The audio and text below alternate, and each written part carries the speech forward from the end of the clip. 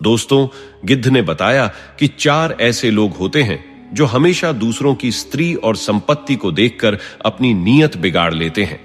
ऐसे लोगों को कभी भी अपने घर में नहीं बुलाना चाहिए। चलिए इस कहानी के जरिए इस बात को समझते हैं। जंगल में एक गिद्ध और उसकी पत्नी निवास करते थे। वे दोनों जंगल में बेहद खुशी से अपना जीवन बिता रहे थे। एक दिन गिद्ध की पत्नी ने कहा, पिया जी, हमें यहां से कहीं और जाना चाहिए। हमें वहां जाना चाहिए जहां हमारे अपने समाज के लोग रहते हैं और वहां कई सारे गिद्ध और उनकी पत्नियां भी हैं। गिद्ध ने उत्तर दिया, प्रिय, अगर हम वहां चले गए तो रोज कोई ना कोई झगड़ा होगा। यहां जंगल में हम कितने सुकून से रह रहे हैं, वहां जाने की जरूरत क्या है?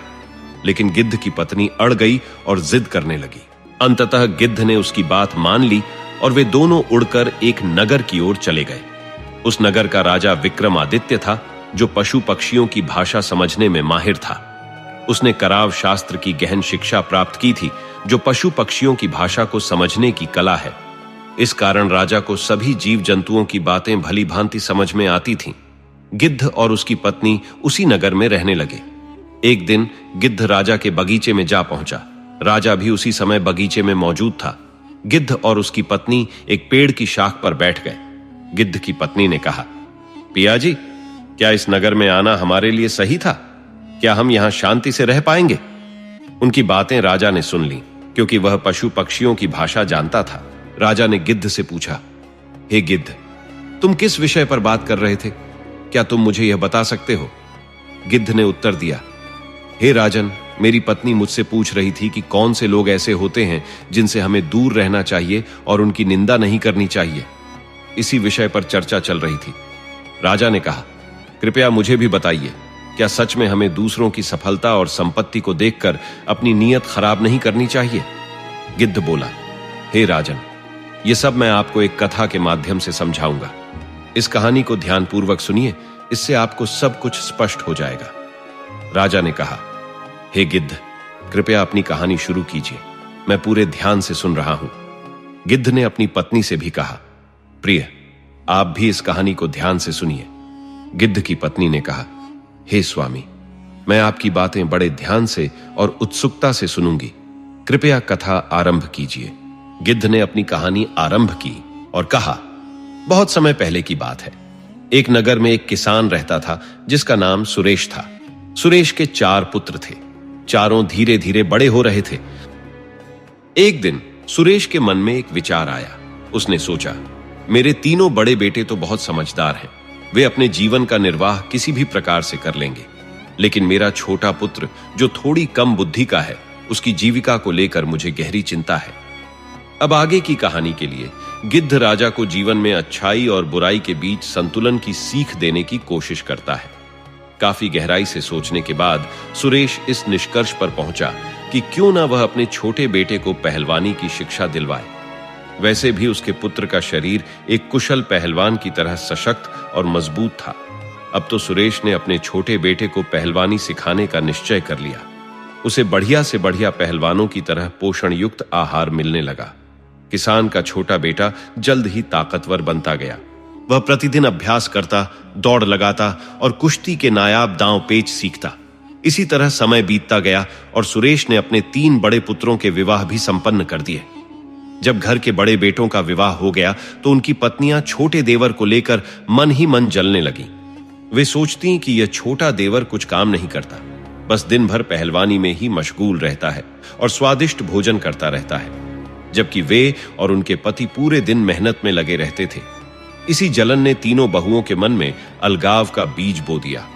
जब तीनों बहुएं घर से अलग होने पर जोर देने लगीं, तो सुरेश ने सोचा कि अब उसे छोटे बेटे का भी विवाह करा देना चाहिए। इसके बाद उसने एक सुंदर और विदुषी कन्या की तलाश शुरू की और जल्दी ही अपने छोटे बेटे का विवाह एक बेहद सुंदर और ज्ञानवान कन्या से करवा दिया। वह कन्या इतनी सुंदर थी कि पूरे नगर में उसकी समान कोई और स्त्री नहीं थी और वह 12 विध का ज्ञान रखती थी।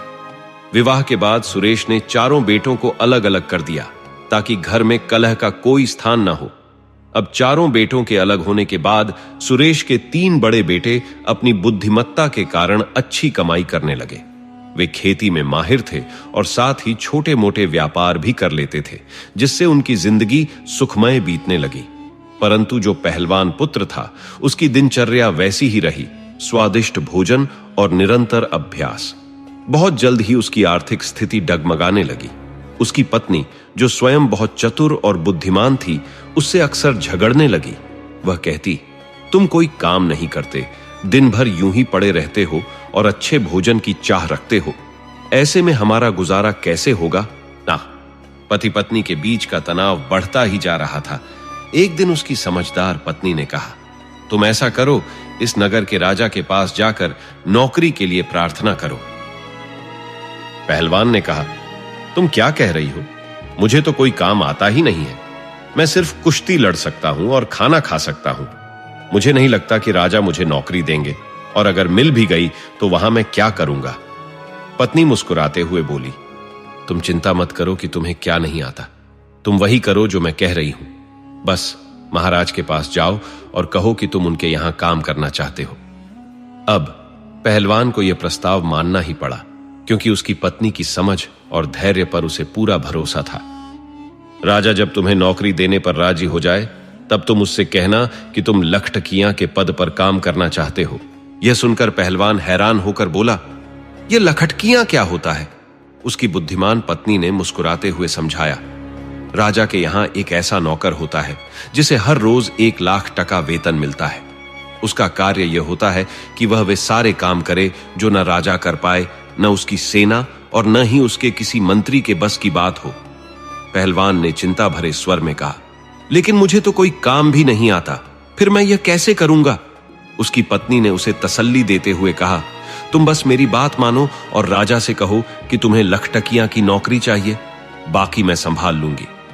अपनी पत्नी की सलाह पर अमल करते हुए पहलवान भारी दिल से राजा के दरबार की ओर चल पड़ा। जब वह दरबार में पहुंचा तो राजा ने उसे देखा। वह एक दमदार पहलवान जैसा दिखता था। राजा ने सोचा कि यह आदमी जरूर नौकरी की खोज में आया होगा। राजा ने उससे सीधा सवाल किया, क्यों आए हो और क्या काम कर सकते हो? पहलवान ने आत्मविश्वास भरे स्वर में उत्तर दिया, महाराज, जो कार्य आपसे नहीं होगा, जो आपकी सेना से नहीं हो पाएगा और जो आपके किसी मंत्री के बस का नहीं होगा, वह काम मैं करूंगा, लेकिन इसके बदले में मुझे 1 लाख टका रोज का वेतन चाहिए। राजा को यह सुनकर थोड़ा आश्चर्य हुआ और उसने कहा, तो तुम लखटकिया की नौकरी करना चाहते हो? पहलवान ने सिर हिलाते हुए सहमति जताई। राजा ने अपने मंत्रियों से चर्चा की और पूछा कि क्या पहले किसी राजा ने लखटकिया को नौकरी पर रखा था? मंत्री ने पुराने दस्तावेजों की छानबीन की और पता चला कि राजा के पिता ने भी एक लखटकिया को नौकरी पर रखा था। मंत्री की बात सुनकर राजा ने निर्णय लिया, ठीक है, हम भी अपने यहां एक लखटकिया नियुक्त करते हैं। इस तरह राजा ने पहलवान को लखटकिया के पद पर रख लिया। पहलवान ने कहा, महाराज, मुझे रहने के लिए एक अच्छा कमरा चाहिए। जब भी कोई ऐसा काम हो जो ना आप कर सकें, ना आपकी सेना, ना आपके मंत्री, तो मुझे सूचना भेजकर बुला लेना। राजा ने पहलवान को शाही बाग में बने एक सुंदर महल में रहने की इजाजत दे दी। उसने कहा, हे लखटकिया, तुम इस महल में आराम से रह सकते हो। जब आवश्यकता होगी हम तुम्हें सूचित करेंगे। उसी दिन से पहलवान को रोज का 1 लाख टका वेतन मिलने लगा और रहने के लिए एक शाही महल भी मिल गया। अब पहलवान राजसी महल में बड़े ठाठ बाट से रहने लगा। वह प्रतिदिन पहलवानी करता, बाग में टहलता और आराम से सो जाता। इस प्रकार कुछ समय शांति से बीत गया। एक दिन राजा और उसके मंत्री पहलवान से मिलने के लिए आए।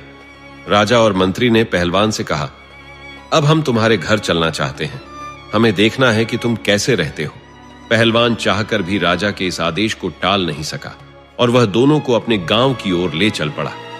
गांव पहुंचते ही पहलवान की पत्नी ने देखा कि राजा और मंत्री उनके घर आए हैं, तो उसने बड़े प्रेम से स्वादिष्ट भोजन तैयार किया और अपने हाथों से उन्हें परोसा।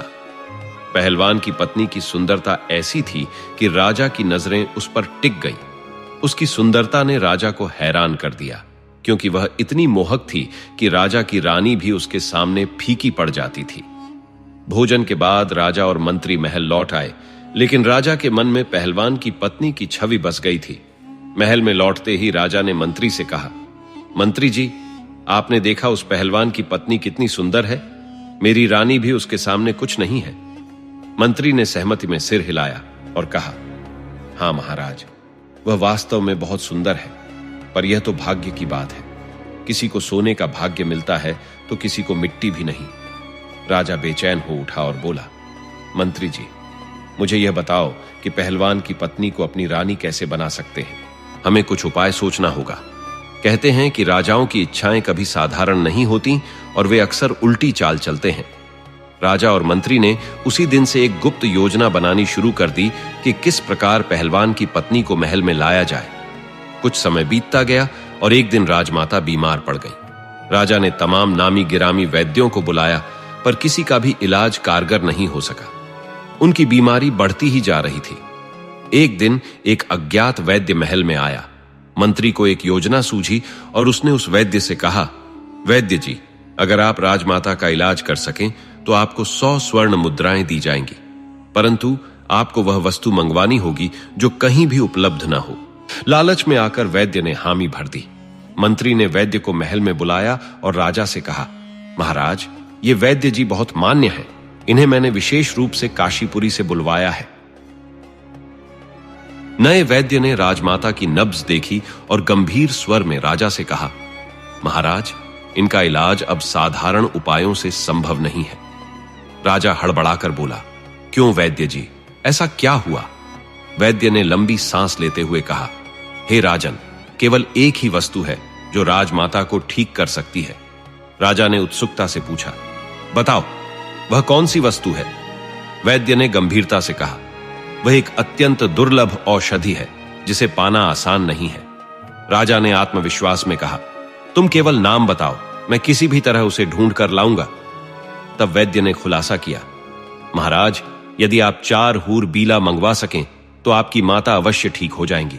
उन हूर बीला का तेल निकाला जाए और उस तेल से राजमाता के शरीर की मालिश की जाए तो वह शीघ्र ही स्वस्थ हो जाएंगे। वैद्य की बात सुनते ही राजा चिंतित हो गया और सोचने लगा, यह हूर बीला आखिर कहां मिलेगा? वैद्य ने कहा, यह जानवर हिमालय के घने जंगलों में पाया जाता है। इसके बाद वैद्य राजमाता के इलाज में जुट गया और राजा दरबार में लौट आया। वहां उसने सभी सभासदों, मंत्रियों और सेनापतियों को बुलाकर कहा, क्या यहां कोई योद्धा है जो हूर बीला को ला सके? राजा की बात सुनते ही कुछ बुद्धिमान दरबारी बोले, महाराज, यह हूर बीला क्या है? हमने कभी इसका नाम नहीं सुना। राजा ने बताया, यह एक विशेष प्रकार का जानवर है जो हिमालय के जंगलों में पाया जाता है। राजा की बात सुनकर दरबार में सन्नाटा छा गया, क्योंकि किसी ने उस अद्भुत प्राणी को पहले कभी नहीं देखा था। राजा निराश होकर मंत्री से बोला, मंत्री जी, ऐसे तो काम नहीं चलेगा। हमें राजमाता को बचाने के लिए हर हाल में हूर बीला लाना ही होगा। मंत्री ने मुस्कुराते हुए कहा, महाराज, यह एक सुनहरा अवसर है। वह पहलवान जो पिछले 6 महीने से केवल बैठकर वेतन ले रहा है, अब उसी को काम पर लगाया जाए। आप उसे बुलाई और कहें कि 1 महीने के भीतर हूर बीला को लाए, अन्यथा उसे फांसी दी जाएगी। इस तरह अगर वह हूर बीला लेकर आता है तो अच्छा है, और अगर नहीं आता है और मारा जाता है तो उसकी पत्नी आपके लिए उपलब्ध हो जाएगी। राजा, जिसकी दृष्टि पहले से ही पहलवान की पत्नी पर थी, मंत्री की चालाकी पर खुश हो गया और बोला, मंत्री जी, यह तो अत्यंत उत्तम सुझाव है। यदि पहलवान हूर बीला नहीं ला सका तो हम उसे फांसी दे देंगे। वह पिछले 6 महीने से बिना किसी काम के वेतन ले रहा है। राजा ने तुरंत 2 सिपाही भेजकर पहलवान को दरबार में बुलवा लिया। पहलवान दरबार में पहुंचा तो राजा ने गहरी आवाज में कहा, देखो पहलवान, तुम लंबे समय से बिना कोई काम किए वेतन ले रहे हो। अब हमारे पास एक महत्वपूर्ण कार्य है। पहलवान ने आदरपूर्वक कहा, महाराज, आज्ञा कीजिए, मैं निश्चित रूप से उसे पूरा करूंगा। राजा ने कहा, हमें 4 हूर बीला चाहिए। उनके तेल से राजमाता की मालिश करनी होगी, जिससे वह स्वस्थ हो सके। राजा की बात सुनते ही पहलवान हैरान रह गया और बोला, महाराज, मुझे समझ नहीं आ रहा कि यह हूर बीला क्या होता है। राजा ने कठोरता से कहा, हमें भी नहीं पता, लेकिन तुम्हें यह काम करना ही होगा। काफी सोच विचार के बाद पहलवान ने निवेदन किया, महाराज, मुझे कुछ समय दीजिए। राजा ने सहमति में सिर हिलाया और कहा, तुम्हें इसके लिए 1 महीने का समय दिया जाता है। यदि तुम 1 महीने के भीतर हूरबीला नहीं ला पाए तो तुम्हें फांसी दे दी जाएगी। राजा के इन कठोर शब्दों को सुनकर पहलवान भीतर से कांप उठा। वह अपने बगीचे में लौट आया। मन में घबराहट थी, किंतु यह जानते हुए कि उसके पास अभी 1 महीने का समय है, उसने सोचा, चलो देखता हूं, अगर कहीं मिल गया तो। इसी उलझन में उसने 4 दिन यूं ही गंवा दिए। उधर महल में राजा, मंत्री और सेनापति मन ही मन अनुमान लगा रहे थे कि पहलवान अभी तक हूरबीला की खोज में नहीं गया है। वह तो आराम से बाग में सो रहा है। मंत्री ने कहा, महाराज, मैं स्वयं जाकर उसे कहता हूं कि वह शीघ्रता से हूरबीला लेकर आए, नहीं तो उसे फांसी दे दी जाएगी। राजा ने मंत्री को रोकते हुए कहा, नहीं मंत्री जी, इस बार मैं स्वयं उसके घर जाकर देखूंगा। पहलवान ने अभी तक इस गंभीर स्थिति का जिक्र अपनी पत्नी से नहीं किया था। उसकी पत्नी एक अत्यंत चतुर और विद्वान महिला थी। उसने अपने आंगन में 100 हाथ गहरा कुआं खुदवा रखा था और उसके ऊपर एक कच्चे सूत से बनी खाट को मखमल के बिस्तर से ढक रखा था। जब राजा ने पहलवान के घर का दरवाजा खटखटाया तो उसकी पत्नी ने दरवाजा खोला और राजा का आदर पूर्वक स्वागत किया। उसने कहा, महाराज, कृपया आप बाहर विराजें, मैं आपके लिए भोजन लाती हूं। मेरे पति इस समय घर पर नहीं है। राजा ने उत्साहपूर्वक कहा, नहीं नहीं, बाहर क्यों रुकूं, मैं तो तुम्हारे साथ अंदर ही चलूंगा। फिर राजा ने पहलवान की पत्नी के सामने मीठी बातें करनी शुरू की। हे सुंदरी, लगता है तुम्हारा पति तुम्हारी कद्र नहीं करता। वह स्वयं दूसरों की नौकरी करता है, तुम्हें क्या सुख देगा।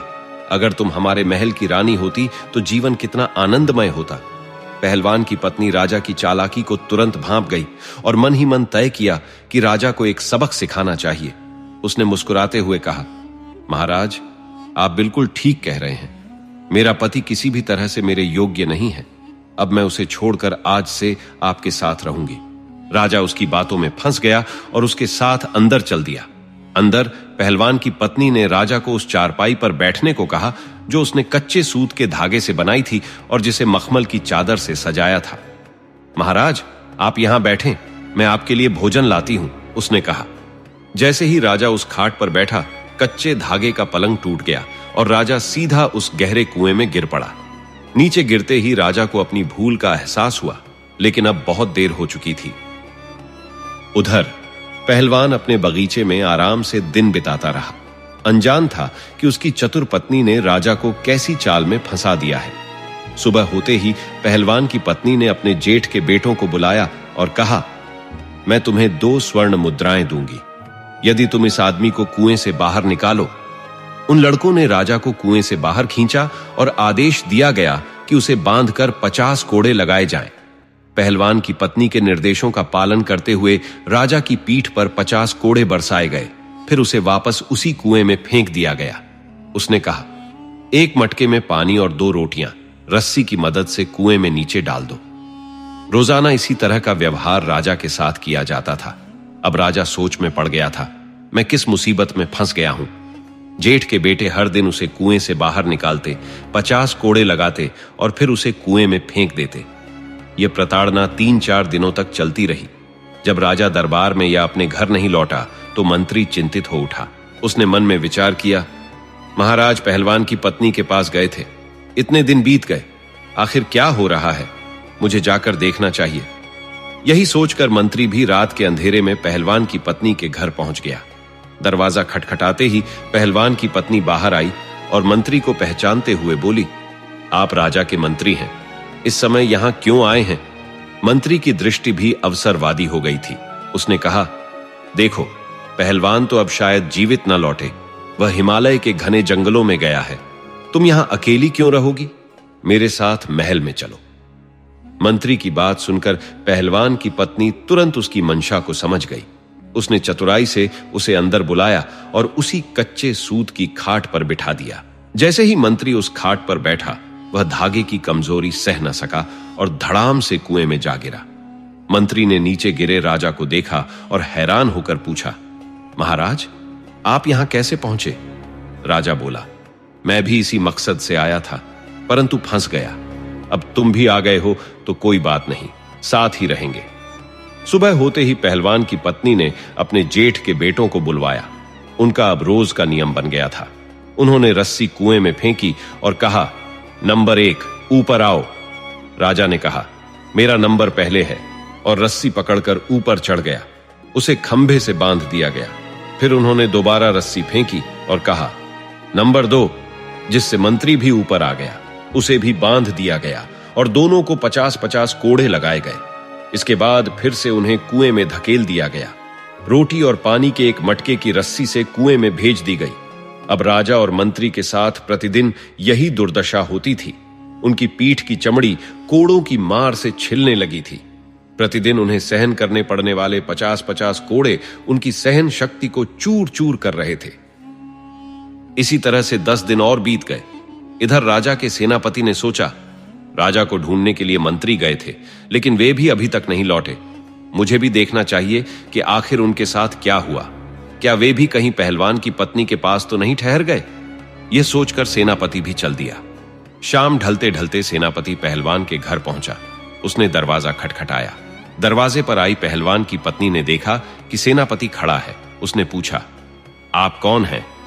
सेनापति ने उत्तर दिया, मैं महाराज का सेनापति हूं और आज रात आपके यहां ठहरना चाहता हूं।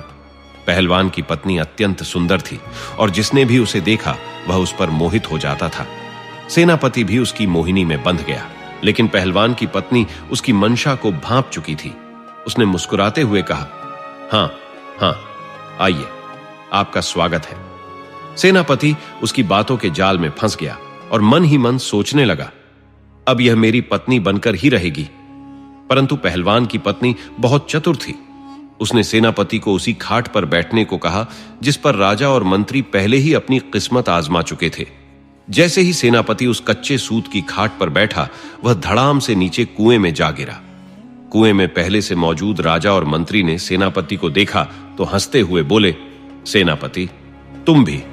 सेनापति हक्का बक्का होकर बोला, जी महाराज, आप भी यहां हैं। मैं तो आपको ढूंढने आया था। राजा ने ठहाका लगाते हुए कहा, अब तो तुमने हमें ढूंढ ही लिया। अब सुबह देखना क्या होता है। सेनापति ने विस्मय से पूछा, क्या होगा? मंत्री ने उसे चुप रहने का इशारा करते हुए कहा, सुबह देख लेना, अब सो जाओ। सुबह होते ही पहलवान की पत्नी ने अपने जेठ के पुत्रों को बुलवाया। वे लोग आए और रस्सी डालते हुए कहा, नंबर 1 ऊपर आओ। राजा ने रस्सी पकड़ी और ऊपर चढ़ाया। उसे खंभे से बांध दिया गया। फिर दूसरी रस्सी फेंकी गई जिसे मंत्री ने पकड़कर ऊपर आ गया। आखिर में तीसरी रस्सी फेंकी गई जिससे सेनापति भी बाहर निकला। अब पहलवान की पत्नी ने फरमान सुनाया, कैदी नंबर 1 को 100 कोड़े मारो, कैदी नंबर 2 को भी 100 कोड़े लगाओ और कैदी नंबर 3 को भी 100 कोड़े मारे जाएं। पहलवान की पत्नी के आदेश पर उन जेठ के बेटों ने बेरहमी से कोड़े बरसाना शुरू किया। कोड़ों की मार से उनकी चमड़ी छलनी हो गई थी। इसके बाद उन्हें फिर से उसी कुएं में फेंक दिया गया। रस्सी की मदद से एक मटके में पानी और 6 रोटियां नीचे भेज दी गईं। समय इसी तरह धीरे धीरे बीतता रहा। राजा, मंत्री और सेनापति तीनों पर प्रतिदिन कोड़े बरसते रहे। उनकी पीठ पर लगातार मार पड़ती थी और अब वे बुरी तरह से त्रस्त हो चुके थे। वे जहां पहलवान की पत्नी को लेकर जाने आए थे, अब वहीं उनकी जान के लाले पड़े हुए थे। एक दिन राजा के कोतवाल ने विचार किया, महाराज, मंत्री और सेनापति अभी तक क्यों नहीं लौटे? जो भी पहलवान की पत्नी के पास गया वह वापस क्यों नहीं आया? आखिर वहां क्या हो रहा है? यह सोचते हुए कोतवाल भी घोड़े पर सवार होकर चल दिया। उसने मन में ठाना कि वह सच्चाई का पता लगाएगा। अंधेरा घिरते ही वह पहलवान की पत्नी के घर पहुंचा और दरवाजा खटखटाया। आवाज सुनते ही पहलवान की पत्नी समझ गई कि कोई राजा के यहां से आया है। उसने दरवाजा खोला और सामने कोतवाल को खड़ा देखा। तुम कौन हो? उसने पूछा। कोतवाल ने उत्तर दिया, हम कोतवाल हैं और राजा के यहां से आए हैं। कोतवाल जब पहलवान की पत्नी पर दृष्टि डालता है तो वह उसकी अप्रतिम सुंदरता पर ऐसा मोहित होता है कि उसी के घर पर रात्रि विश्राम का इरादा कर बैठता है। पहलवान की पत्नी भी मुस्कुराकर सहमति दे देती है। उसी रात कोतवाल को उसी कच्चे सूत से बनी चारपाई पर बैठने को कहा जाता है। जैसे ही कोतवाल चारपाई पर बैठता है, वह सीधा नीचे कुएं में गिर पड़ता है, जहां पहले से राजा, मंत्री और सेनापति पहले ही फंसे होते हैं। राजा कुएं में गिरे हुए कोतवाल को देखकर चुटकी लेते हुए कहता है, कोतवाल जी, आप भी यहां आ पहुंचे? कोतवाल घबराकर पूछता है, महाराज आप यहां कैसे? राजा मुस्कुराते हुए जवाब देता है, सुबह देखना क्या होता है, अभी चैन से विश्राम करो। सुबह होते ही पहलवान की पत्नी अपने देवर और जेठ के पुत्रों को बुलाती है। वे चारों रस्सियां कुएं में डालते हैं और एक एक करके राजा, मंत्री, सेनापति और कोतवाल को बाहर निकालते हैं। लेकिन जैसे ही चारों बाहर आते हैं, पहलवान की पत्नी उन्हें 50-50 कोड़े लगवाती है और फिर से कुएं में फेंकवा देती है। अब यह उसकी दिनचर्या बन जाती है। हर दिन उन्हें बाहर निकालती है, कोड़े लगवाती है और फिर से कुएं में डाल देती है। इस प्रक्रिया में चारों की हालत दिन ब दिन खराब होती जाती है। वे कुएं के भीतर बीमार और निराश हो जाते हैं। राजा मन ही मन सोचता है, अब इस विपदा से मुक्ति कैसे मिलेगी? उधर पहलवान भी चिंता में डूबा है। उसे भय है कि यदि वह राजा की मांग पूरी नहीं कर पाया तो उसे मृत्यु दंड दिया जाएगा। निराश होकर वह अपनी पत्नी के पास जाता है। उसकी पत्नी उसके उदास चेहरे को देखकर पूछती है, क्या हुआ जो आपका चेहरा इतना मुरझाया हुआ है? पहलवान गहरी सांस लेते हुए बताता है, राजा ने मुझे ऐसा कार्य सौंपा है जो मेरे बस का नहीं। पत्नी उत्सुकता से पूछती है, ऐसा कौन सा कार्य है? पहलवान बताता है कि राजा ने 4 हूर बीला लाने की मांग की है जो हिमालय के घने जंगलों में मिलते हैं। राजा उनका तेल निकलवाकर राजमाता की मालिश करवाना चाहता है। पत्नी हंसते हुए कहती है, अरे बस इतनी सी बात, मैं तो समझी कोई बड़ी मुसीबत होगी। हमारे जंगलों में तो ऐसे बहुत से हूर बीला मिलते हैं, मैं उन्हें पकड़वा दूंगी। तब तक आप 4-5 दिन के लिए मेरे पिता के घर चले जाइए, वे आपको बुला रहे हैं। पहलवान पत्नी की बात मानकर ससुराल चला जाता है। मन ही मन वह सोचता है कि उसकी पत्नी अवश्य ही इस संकट से उसे बचा लेगी। इधर पहलवान की पत्नी अपने देवर और जेठ के पुत्रों को बुलाती है और उन्हें विभिन्न पक्षियों के पंख जमा करने का आदेश देती है। वे एक दिन में ही ढेर सारे पंख इकट्ठा कर एक कमरे को भर देते हैं। तीसरे दिन पत्नी उन्हें तारकोल की व्यवस्था करने को कहती है। आगे की कहानी में मोड़ और नाटकीयता बनी रहती है। इस प्रकार तारकोल का इंतजाम किया गया, फिर उसे गर्म किया गया जब तक वह द्रव न हो जाए। उसके बाद उसे ठंडा होने के लिए छोड़ दिया गया। ठंडा होते ही उसे एक विशाल कड़ाही में भर दिया गया। इसी दौरान कुएं में पहली रस्सी डाली गई। राजा सोचने लगा, आज यह मुझे दोपहर में क्यों बुला रहे हैं? रोज तो सुबह ही मेरी पिटाई होती थी, कहीं फिर से सजा तो नहीं मिलने वाली।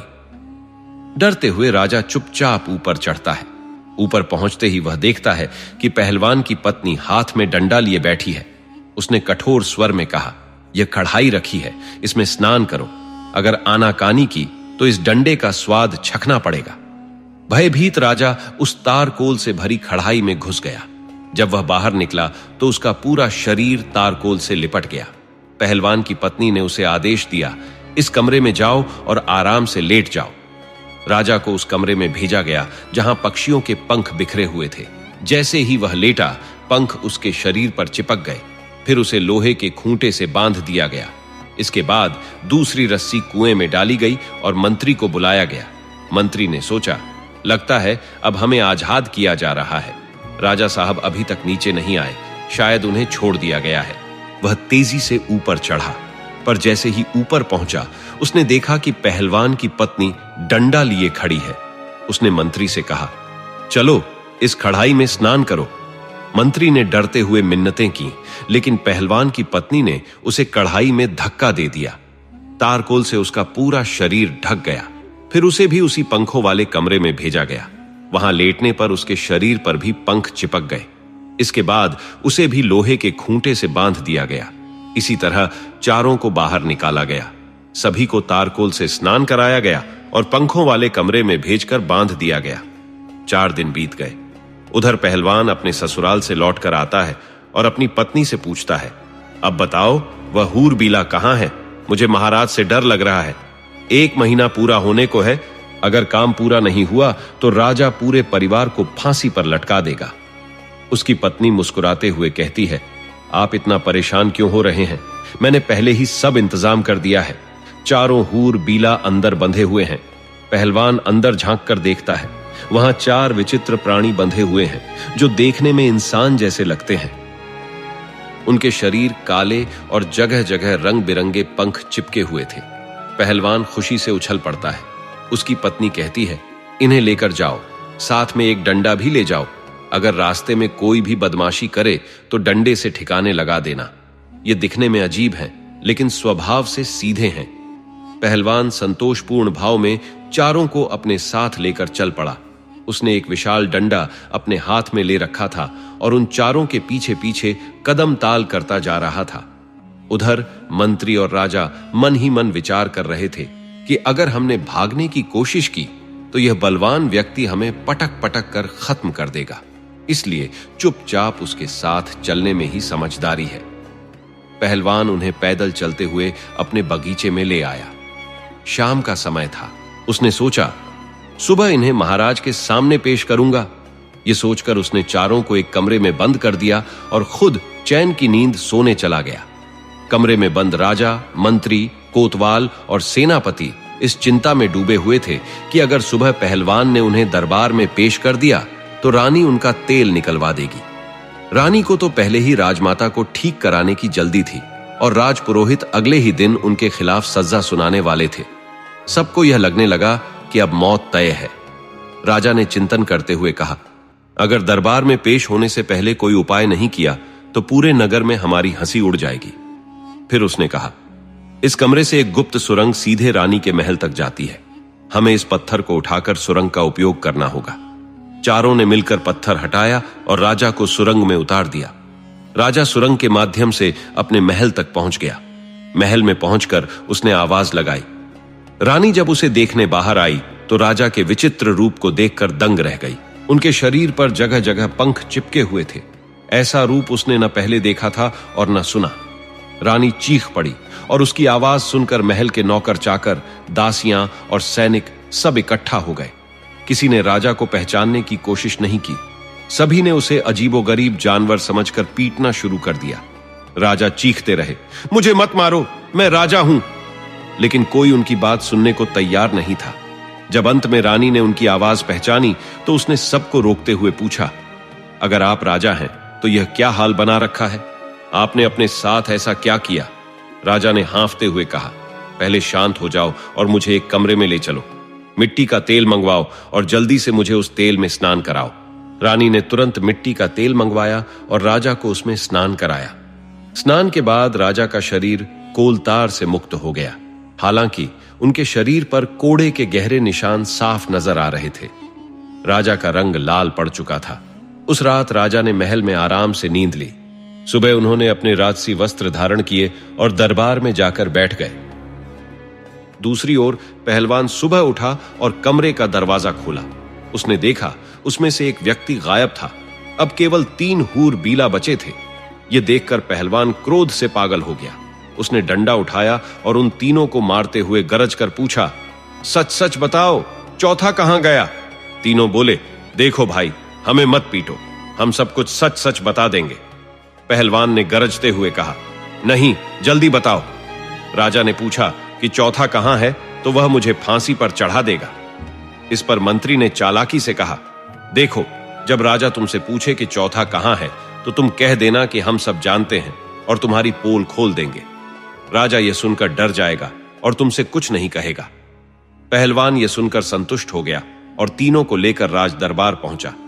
दरबार में उन्हें देखकर हर कोई विस्मित रह गया। पूरा सभा भवन ठहाकों से गूंज उठा।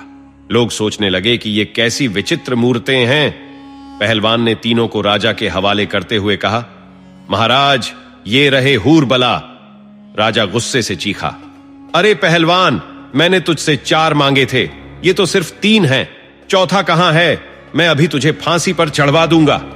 पहलवान ने शांत लेकिन दृढ़ स्वर में कहा, महाराज, ज्यादा मत बोलिए, वरना मैं आपकी सारी पोल खोल दूंगा, सबको बता दूंगा। राजा यह सुनते ही सन्न रह गया। उसे समझ आ गया कि पहलवान को सब कुछ मालूम है। अगर उसने राज खोल दिया तो वह किसी को मुंह दिखाने लायक नहीं रहेगा। मजबूर होकर राजा ने चुपचाप तीनों को स्वीकार किया और तुरंत उन्हें उनके घर भेजने का आदेश दिया। साथ ही कहा, जाओ, स्नान करो और अपनी स्थिति सुधारो। तीनों अपने अपने घर लौटे और मिट्टी के तेल से स्नान करके अपने पुराने रूप में आए। फिर राजसी वस्त्र पहनकर आपस में चर्चा करने लगे। उनमें से एक ने कहा, भाई, अगर हमने पहलवान की पत्नी पर नजर न डाली होती तो यह सब न होता। अब यह राज किसी को नहीं बता सकते। अगर हमने बदला लेने की कोशिश की तो पहलवान और उसकी पत्नी इस बात को रानी और पूरे नगर में फैला देंगे, इसलिए चुप रहना ही बेहतर है। आखिरकार उन्होंने पहलवान और उसकी पत्नी के खिलाफ कोई कदम नहीं उठाया। पहलवान भी खुशी खुशी राजा की सेवा में जुटा रहा। इस कथा का मूल संदेश यह है कि किसी और की स्त्री या संपत्ति के प्रति लालच मत रखो। ऐसा करने से केवल कष्ट और अपमान ही मिलेगा। निष्कर्ष, दूसरे की स्त्री और धन के पीछे भागने से सिर्फ विपत्तियां आएंगी। धर्म और नीति का पालन करो, तभी जीवन में शांति मिलेगी। धन्यवाद।